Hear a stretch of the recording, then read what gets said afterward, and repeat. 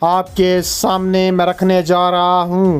ناظرین گرامی، یمن حوثیوں کا اسرائیل تک اب تک کا سب سے بڑا حملہ، تل ابیب میں تباہی مچا دی گئی، 10 یہودی ہلاک، حالات خراب ہو گئے، مجاہدین نے 30 فوجی اڑا دیے، ٹرمپ کا حماس سے بڑا پنگا سامنے آ گیا۔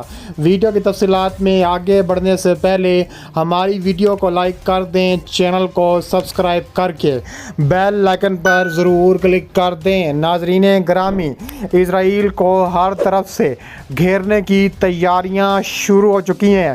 ایک جانب حماس تو دوسری جانب ایران، تیسری جانب حزب اللہ تو چوتھی جانب اب یمن نے اسرائیل پر تباہی مچانے کا بڑا عندیہ دے دیا ہے۔ یمن حوثیوں کا اسرائیل پر اب تک کا سب سے تباہ کن اور بڑا حملہ سامنے آیا ہے۔ تفصیلات کے مطابق کہا جا رہا ہے کہ اسرائیل نے حوثیوں کے تل ابیب پر حملے کے جواب میں بھی حملہ کر دیا۔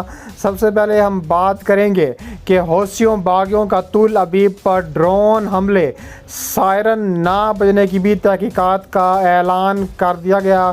تفصیلات کے مطابق یمن حوثیوں نے اسرائیل کے شہر تل ابیب پر خطرناک ڈرون حملے کیے، جس کے نتیجے میں ایک سے زیادہ جہنم واصل ہو گئے یہودی اور درجنوں زخمی ہو گئے۔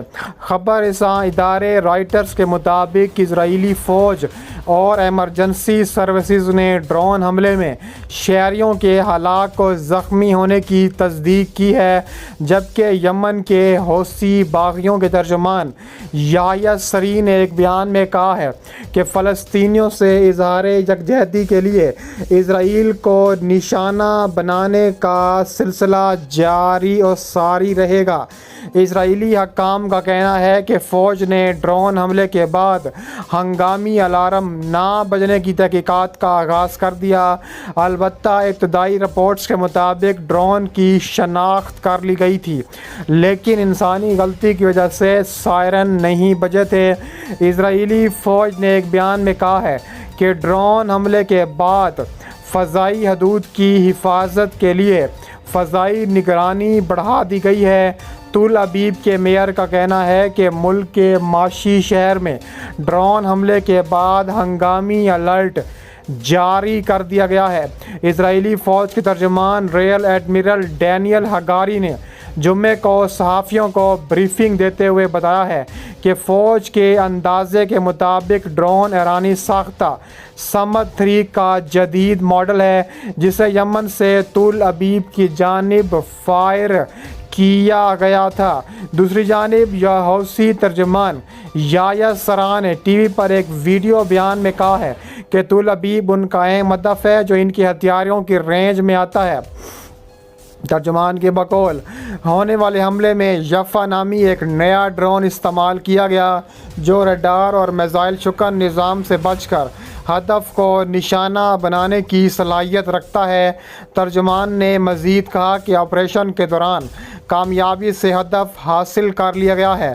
حوثیوں نے تل ابیب میں جس عمارت کو نشانہ بنایا وہ امریکی سفارت خانے سے بالکل قریب واقع ہے۔ اسرائیلی میڈیا نے دعویٰ کیا کہ حملے میں استعمال ہونے والے ڈرون کے ٹکڑوں سے معلوم ہوتا ہے کہ اس طرح کے ڈرون ایران کے حمایت یافتہ عسکری گروپس استعمال کرتے ہیں۔ واضح رہے کہ غزہ جنگ کے آغاز کے بعد سے اسرائیل اپنی شمالی سرحد پر لبنانی عسکری تنظیم حزب اللہ کے ٹھکانوں کو نشانہ بنا رہا ہے۔ ایران کے حمایت یافتہ یمن کے حوثیوں اور لبنانی عسکری تنظیم حزب اللہ کی کارروائیوں کے بعد بڑے پیمانے پر کشیدگی پھیلنے کے خدشات کا اظہار کیا جا رہا ہے۔ واضح رہے کہ اسرائیل اور حماس کا حالیہ تنازع 7 اکتوبر 2023 کو حماس کے اسرائیل پر حملے کے بعد شروع ہوا تھا، جس میں 1200 یہودی جہنم واصل ہو چکے ہیں اور 1 لاکھ کے قریب فلسطینی بے گھر ہو چکے ہیں، شہید ہو چکے ہیں، زخمی ہو چکے ہیں۔ اسرائیل کی جوابی کارروائیوں میں حماس کے زیر انتظام غزہ کے محکمہ صحت کے مطابق اب تک 38,000 سے زیادہ فلسطینی بھی شہید چکے ہیں۔ دوسری جانب اسرائیل نے حوثیوں کے تل ابیب پر ڈرون حملے کے جواب میں یمن کی بندرگاہ پر حملہ کر دیا۔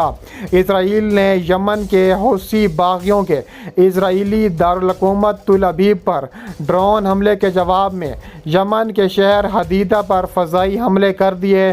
اسرائیل نے یمن کے شہر حدیدہ کی بندرگاہ پر فضائی حملے کیے، جس میں 3 افراد جاں بحق اور 80 سے زائد افراد زخمی ہو گئے۔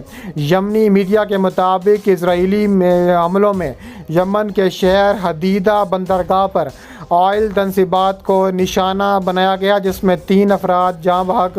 اسرائیلی فوج کا کہنا ہے کہ ہمارے لڑاکا طیاروں نے یمن کی جانب سے حالیہ مہینوں میں اسرائیل کے خلاف سینکڑوں حملوں کے جواب میں یمن کی حدیدہ بندرگاہ کے علاقوں میں حوثیوں کے فوجی ٹھکانوں کو نشانہ بنایا گیا۔ ادھر حوثی گروپ نے اپنے بیان میں کہا ہے کہ اسرائیلی حملوں کا مؤثر جواب دیں گے، اسرائیل میں اہم اہداف کو نشانہ بنائیں گے اور فلسطینیوں کی حمایت میں فوجی آپریشن جاری رکھیں گے۔ یاد رہے کہ اسرائیل کے دارالحکومت تل ابیب میں اس سے پہلے تابڑ توڑ ڈرون حملے ہو چکے ہیں اور ان ڈرون حملے میں متعدد افراد زخمی ہو گئے تھے۔ میڈیا رپورٹ سے بتایا گیا ہے کہ یمن کے حوثیوں نے اسرائیل پر ڈرون حملے کی ذمہ داری قبول کرتے ہوئے ڈرون حملے کو 7 اکتوبر 2023 میں ہونے والی کارروائی کا بڑا حصہ قرار دیا تھا اور مزید تابڑ توڑ حملے کرنے کا فیصلہ کر لیا ہے۔ اس کے علاوہ بات کریں گے، ٹرمپ نے حماس کو دھمکی دی ہے۔ انہوں نے کہا ہے کہ حماس یرغمالیوں کو واپس کر دو، ورنہ اگر میں عہدہ سنبھالوں تو اس کا سنگین نتائج تم کو بھگتنا ہوں گے۔ ریپبلکن نیشنل کنونشن میں ڈونلڈ ٹرمپ نے دعویٰ کیا کہ اسرائیل پر 7 اکتوبر کو ہونے والا حملہ ان کے دور صدارت میں نہیں ہوا ہوگا اور انہوں نے اقتدار سنبھالنے سے پہلے یرغمالیوں کی واپسی کا مطالبہ کیا۔ صدارتی امیدوار اور سابق امریکی صدر ڈونلڈ ٹرمپ نے رات ملواکی میں ریپبلکن نیشنل کنونشن میں کہا ہے کہ 7 اکتوبر کو اسرائیل کے خلاف حملہ نہ ہوتا اگر وہ عہدے پر ہوتے۔ انہوں نے کہا ہے کہ ہم اپنے یرغمالیوں کو واپس چاہتے ہیں اور بہتر ہے کہ وہ میرے عہدہ سنبھالنے سے پہلے واپس آ جائیں، ورنہ آپ کو بہت بڑی قیمت چکانی پڑے گی۔ یہ واضح نہیں کہا کہ آیا ٹرمپ امریکی اسرائیلی یرغمالیوں کو اکیلے دہشت گردوں کے ہاتھوں یرغمال بنائے جانے کا حوالہ دے رہے تھے یا 7 اکتوبر کو قتل عام کے بعد باقی تمام یرغمالیوں کی طرف اشارہ کر رہے تھے۔ اس نے کہا ہے کہ یہ زیادہ امکان ہے کہ وہ امریکی یرغمالیوں کے بارے میں بات کر رہا تھا، اس لیے یہ کنونشن کے دوران ایک بار پھر موضوع تھا۔ اس کے قبل ڈونلڈ ٹرمپ نے بیان میں کہا ہے کہ وہ کس طرح اپنی جان پر حملہ کرنے کی کوشش سے بچ گئے اور حملے کے بعد ان پہلی تقریر میں ایک بے چین سامعین کو ہوتے ہوئے کہا ہے کہ وہ صرف خدا کے فضل سے موجود تھے۔